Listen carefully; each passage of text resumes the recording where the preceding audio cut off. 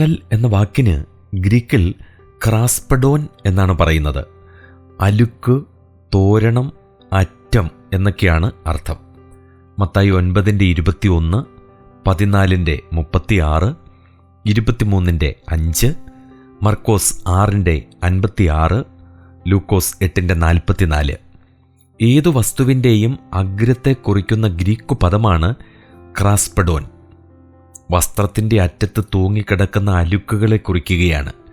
നീ ഇസ്രായേൽ മക്കളോട് പറയേണ്ടതെന്തെന്നാൽ, അവർ തലമുറയായി വസ്ത്രത്തിൻ്റെ കോൺതലയ്ക്ക് പൊടിപ്പുണ്ടാക്കുകയും കോൺതലയ്ക്കലെ പൊടിപ്പിൽ നീലച്ചരട് കെട്ടുകയും വേണം.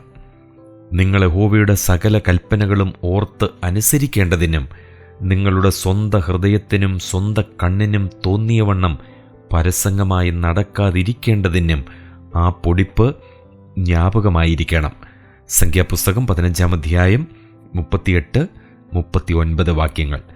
ഈ ന്യായപ്രമാണ കൽപ്പനയുടെ ഓർമ്മയ്ക്കായി യഹൂദന്മാർ വസ്ത്രത്തിൽ തൊങ്ങൽ വെച്ചു പിടിപ്പിച്ചിരുന്നു. ആവർത്തനം 22:12, സെഖര്യാവ് 8:23. ക്രിസ്തുവിൻ്റെ വസ്ത്രത്തിനും തൊങ്ങലുണ്ടായിരുന്നു.